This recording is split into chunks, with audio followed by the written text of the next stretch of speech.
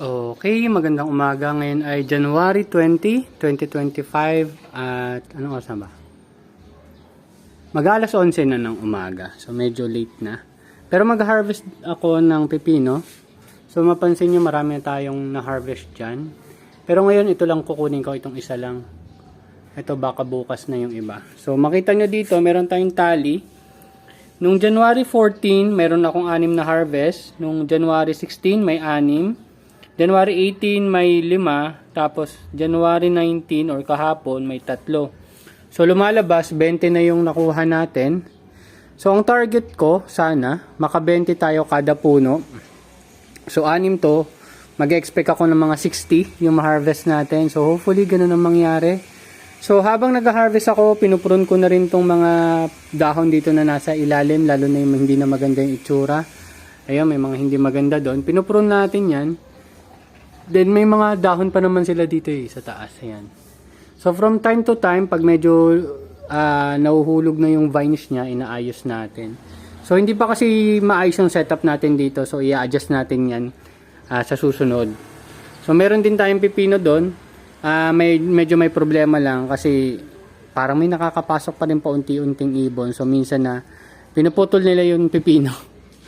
Anyway, ito yung mga excess seedlings natin. So yung excess seedlings natin hindi talaga ganun kaganda yung tubo, given na hindi ganun kaganda yung setup na binibigay ko sa kanila. At yung dinidilig natin sa kanila is yung pinaggamitan lang din natin ng nutrient solution. So nung nakaraan nag-harvest din ako ng mga bulaklak ng basil. Thai basil muna ang hinarvest natin. Then nag-harvest din tayo ng mga tanglad. Ayan o, pero marami pa akong tanglad para ginagawa natin tea.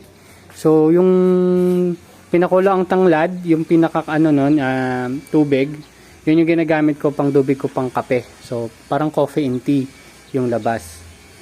So, ito naman, tuloy-tuloy pa rin naman. So, mag 2 months na sila sa darating na January 30. So, 10 days na lang. 10 days. So, yan o. So, mapansin nyo, siguro after 2-3 days, may tuloy-tuloy yung harvest ko.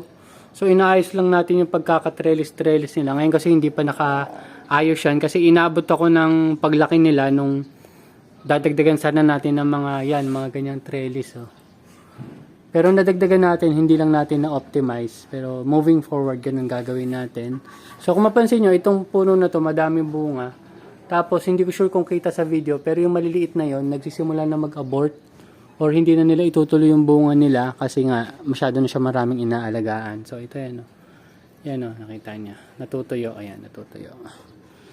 Ganun talaga siya. So ito naman yung bell pepper natin. Tinanim natin nung December 29. California Wonder. Itong bell pepper natin. So by research or by experience din, nabot tayo mga 3 buwan bago natin makapagpatubo or makapag-harvest dito sa ganito. Pero iba yung setup natin dati. Parang kokopit yung laman yan. Tapos didiligan mo lang siya from time. Hindi, yung dati pala kratky, talagang puno ng tubig. Ngayon, hindi siya kratky kasi hindi siya puno ng tubig. Ayan. So yung mga tubig na nakikita nyo dyan sa ibabaw is yung mga excess lang na pinandilig ko sa kanila. So katulad ng pipino natin, ang dinidilig lang natin sa kanila is yung pinaggamitan. Sorry, wait lang yung pinaggamitan natin ng lettuce. Kasi primary product talaga natin is lettuce. Ganun din dito. So dati parang lupa pa yata yung isang experiment ko. Pero ngayon ganyan, para sa setup nila, magkaiba lang yung container. Kasi wala akong ganitong styro na nagkataon lang yan.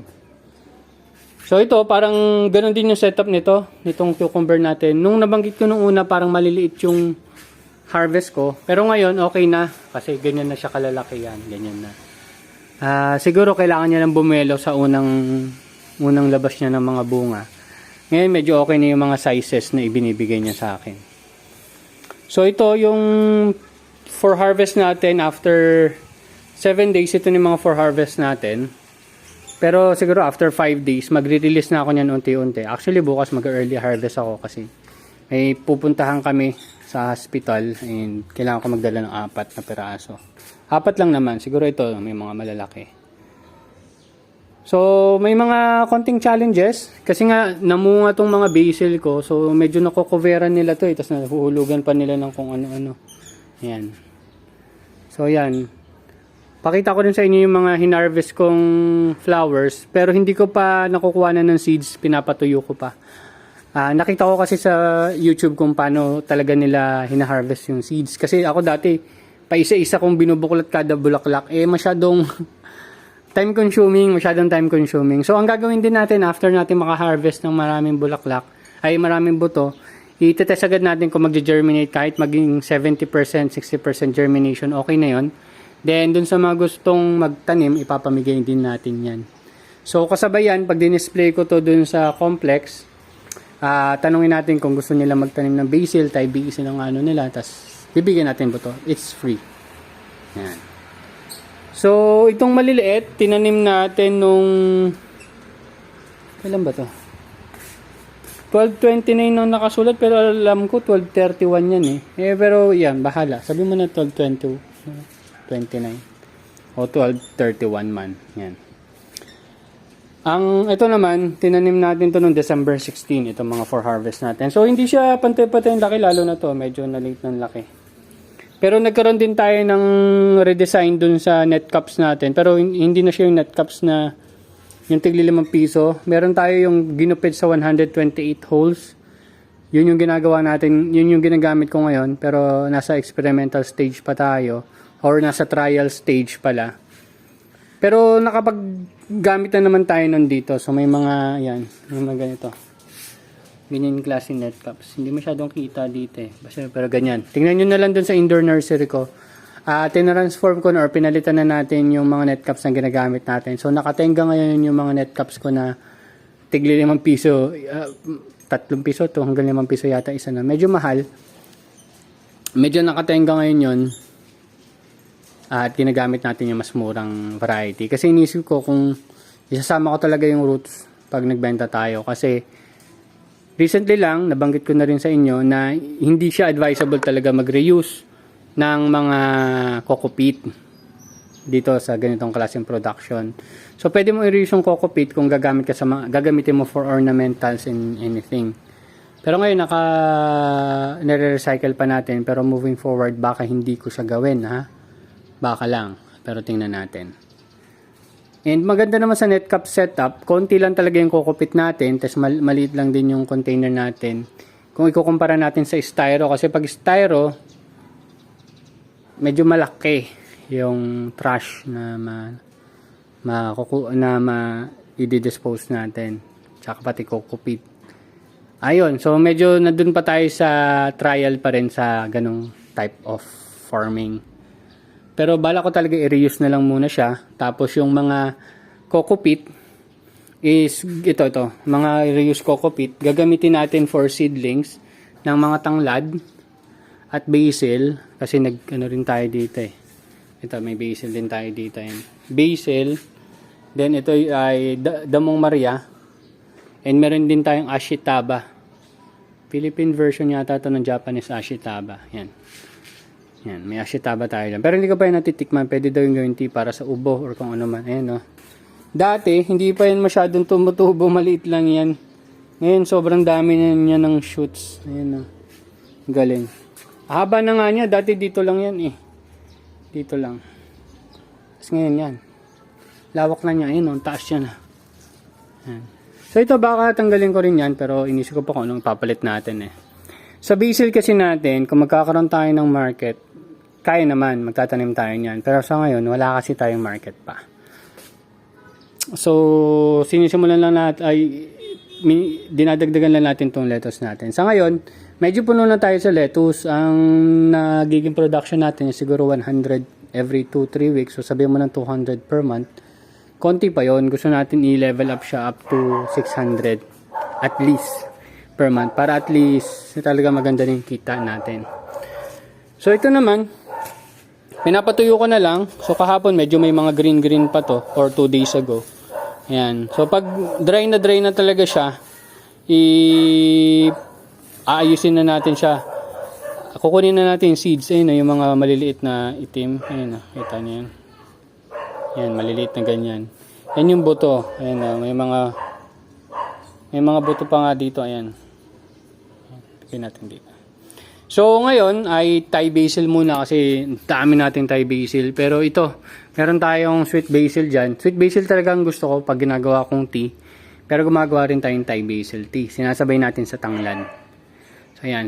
Nagkalbo-kalbo na tayo ng ibang tanglad dyan. Sorry, malabo. Yan. Nagkalbo-kalbo na tayo ng ibang tanglad dyan. Ang hindi ko pa talaga nasusubukan tea is itong ashitaba tsaka itong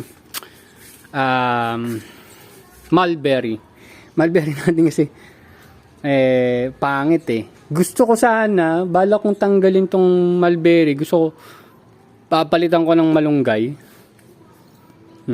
Pero meron na din tayo dito ng tuba. Yan, tuba rin tayo dyan. So, pala ko palitan ng malunggay dyan.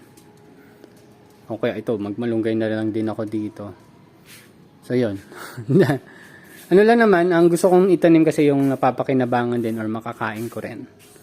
So, dito naman sa basil, kala ko ma-release ko kaagad siya na mabilis. Pero ang bilis niya kasi tumubo, lalo na itong Thai basil. Pero kahit anong basil yata dito, maganda eh. So, magdadagdag na lang ako ng lemon basil. Siguro magdadagdag tayo doon, kung saan man dyan. Dagdag ako lemon basil. O, kaya doon din. O, kaya doon pala, palitan ko yung Thai basil doon. Gawin natin lemon basil. Para meron na rin tayong lemon basil. So, ito, iba. Yung iba dito. Hindi ko sure kung nasubukan nyo na. Nakapagpatubo ng basil. Pero pag tinignan mo yung bulaklak niyan, hindi yung pinakabulaklak, yung green-green. Meron kang makikita sa gitna or sa loob na bilog. Pero ngayon kasi nakikita ko sa bilog is medyo green-green pa siya or yellow-green. Ayun o. Ito. Dito, ayun o. Kita nyo? Ito. Yan. May mga green dyan. Pag yan, itim na ang nakita nyo. Tingnan natin kung may maitim tayo makita dito. Nahuhulugan kasi yung taniman ko eh. Ito. Oops, sorry. Ay, naputol ko. Ayan o. Ano ba yan? Di pala dito pala. Ayan o. Basta makita nyo naman na parang dark. Ayan o, loob. Itim. Yan yun. Naputol. Naputol ko. Pero harvest ko na rin yan. Yan. Yung itim na yun. Yun na yung buto. Pwede na yun. Pwede nang gamitin as seeds yun. Although, ang best practice daw, antayin mo siya maging brown. Pag naging brown na, pwede mo siyang kunin. So, yung mga part dyan, maging brown. Pero minsan kasi, kinakain ng, hindi ko alam kung langgam yung kumakain sa kanila. Nauubos eh. May mga bulaklak dun sa likod na hindi ko naabot. Na natanggal na yung mismong bulaklak or pati yung mga buto siguro nahulog na. Yung iba naman, yung buto niya, wala nang laman. Parang kinain. Siguro langgam ang suspetsa ko. So, ayan. So, may mga aloe vera tayo dito. Hindi ko na masyadong maalagaan lahat eh. Dapat ipuprune ko pa yung iba. So, kaya gusto ko na rin talaga makapag-expand doon. Kasi ito, nagiging sampayan to. Nung weekend, sampayan to. Kaya, medyo na lililiman yung tanim natin. So, based naman sa laki ng tanim natin or size ng mga tanim natin, mga 90% naman good size.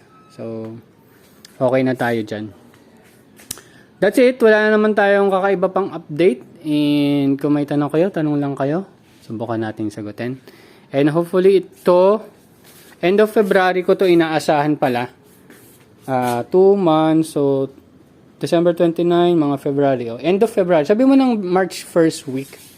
So, ito pala yung nabanggit kong problema. Ayan, napansin nyo ito. Maliit, diba? Kasi pinutol. Yung main stem niya, pinutol nung ibon. Ayan, napansin ito. Pinutol din yung mga sanga. Ayan, nginat-ngat. Suspetsa ko dito nagdaan eh. Kaya inayos ko dito yung mga net. Pero, ganyan eh. Hopefully, lumaki naman siya. Ito dito medyo naiayos natin yung netting natin dito. Although magdadagdag pa tayo kasi itong Jackson 27 magsasangayan. Pag nagsangayan hindi natin puputulin katulad ng sa Sengel cucumber o yung Japanese cucumber natin. Pag nagsangayan, isasabay natin yan sa pagtaas. So baka magdagdag pa tayo dito ng mga trellis para dun sa mga sanga-sanga niya. Okay? So hopefully ito yung talaga may market natin kasi yon medyo nauubos ko kaagad yung production ko ng cucumber dyan. Pero yun, Nakakapagbenta pa naman tayo paminsan-minsan. That's it. Thank you very much and see you next update, guys. Bye-bye. Bye-bye.